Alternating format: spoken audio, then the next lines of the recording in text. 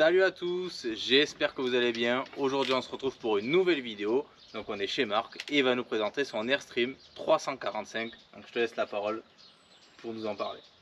Donc voilà, donc c'est un Airstream 345 que j'avais acheté il y a à peu près 2 ans et demi au Canada. Donc on avait fait chute du Niagara pour le ramener, on a fait New York, voilà, on a roulé pas mal aux États-Unis avec.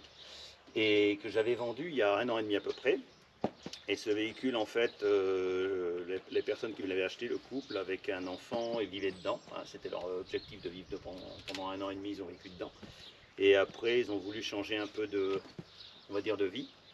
Donc ils ont acheté un appartement et en fait ils voulaient un plus petit pour pouvoir se balader plus facilement parce que c'est vrai que c'est une contrainte d'avoir un grand véhicule comme ça.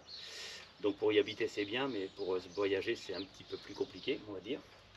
Donc ils m'ont demandé si voilà, ils avaient envie de reprendre chez moi un 24. Donc je lui ai vendu un 24 et j'ai repris donc ce véhicule. Je l'ai repris quasiment au même prix hein, que j'avais acheté. Et donc je leur ai vendu 24, donc c'est voilà, un nouveau arrivé, mais en même temps il a déjà connu un peu la maison. D'accord. Et donc celui-ci, tu l'as récupéré il y a peu. Oui, je l'ai récupéré il y a 2 semaines, 3 semaines. Bon, j'ai fait déjà des petites bricoles dessus. Hein. Bon, la personne qui l'avait l'a très bien entretenu. D'ailleurs, il est magnifique. C'est le plus beau 345 que j'ai ramené des États-Unis. Hein. Au niveau carrosserie, au niveau intérieur, il est magnifique. Et donc, oui, effectivement, après, je l'ai racheté il y a 2 semaines à peu près. Et voilà, donc je l'ai remis un peu en état et on va l'utiliser un petit peu et il sera mis en vente assez rapidement, je pense. D'accord.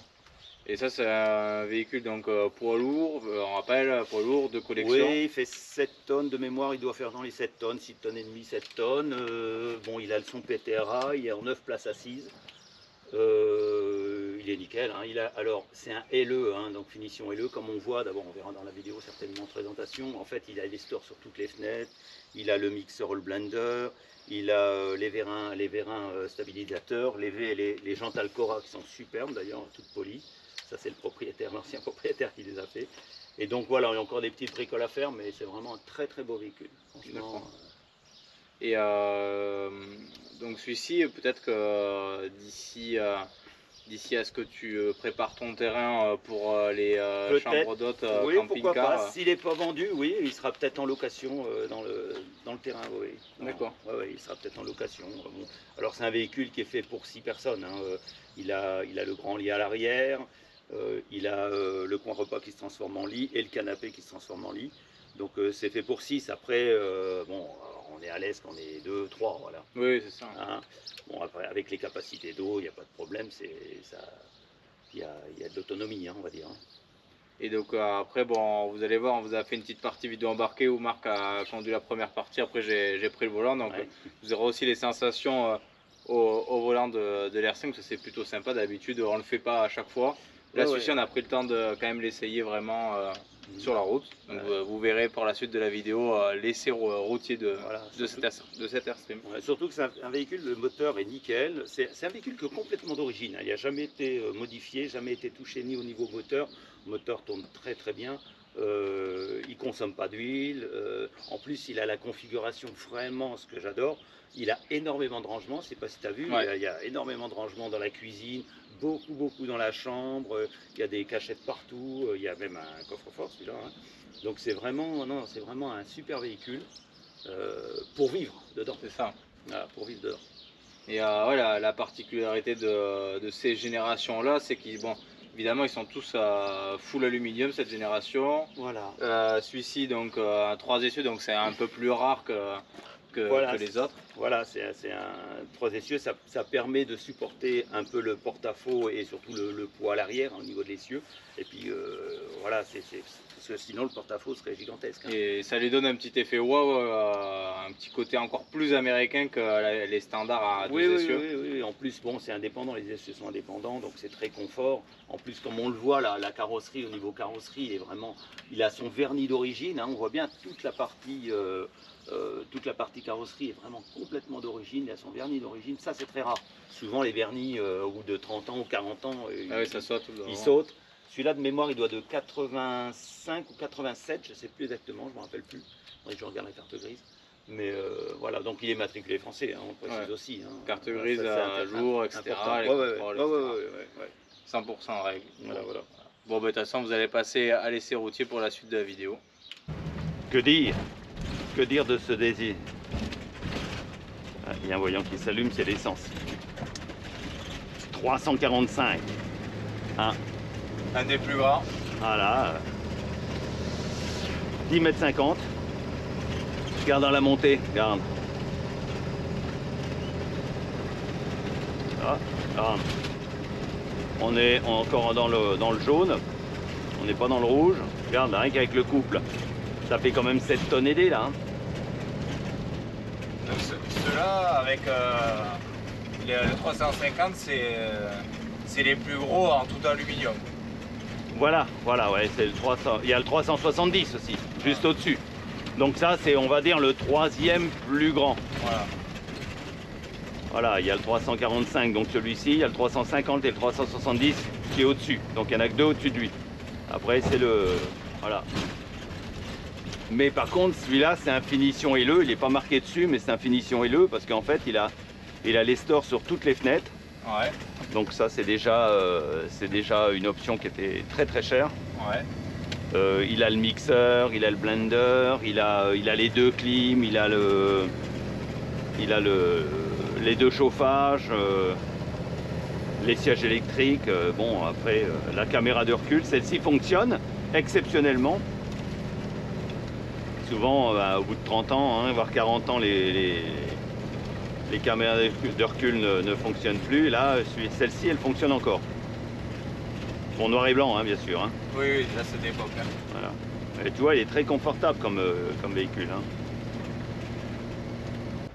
Bon, allez, c'est parti pour le test des non-initiés à l'Airstream.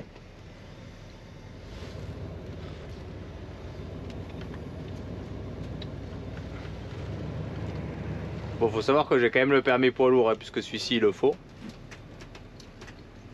Donc ça, c'est la première fois que tu conduis un double essieu alors? Ouais, les grands, j'ai encore jamais conduit. J'avais fait le 29. Oui, j'avais fait le 29, une 29, mémoire. 28, 24. Voilà, et les 20. Le petit 20 pieds, oui, aussi. Donc là, tu vas voir, c'est plus... Bon, on va dire, c'est un peu plus lent à se lancer, tu vas voir. Mais par contre, au niveau confort, tu es dans un fauteuil. Quoi. Ah ouais, celui-ci, on sent que c'est un LE parce qu'il est très confortable.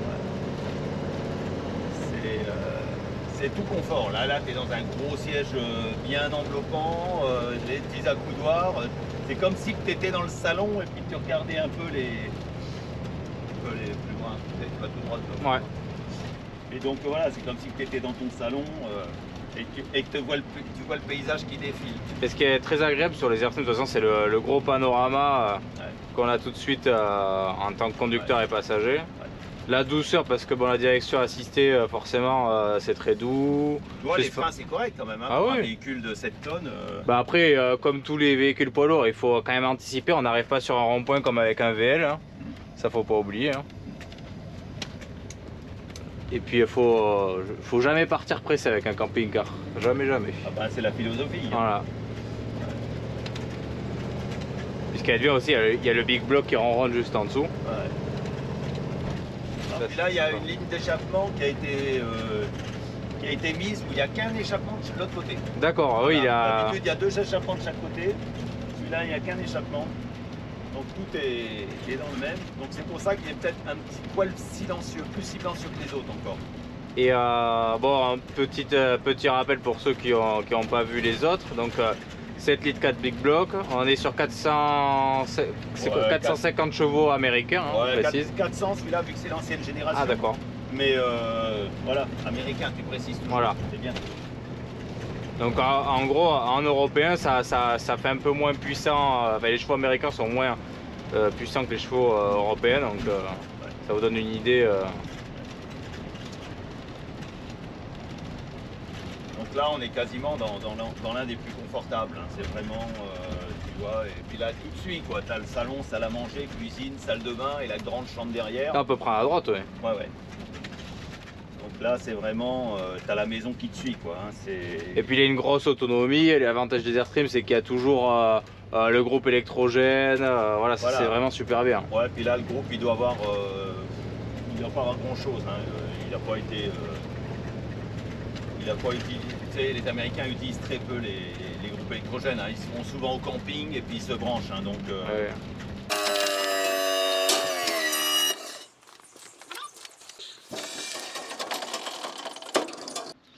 Donc voilà, vous avez vu à travers l'essai routier un petit peu les sensations.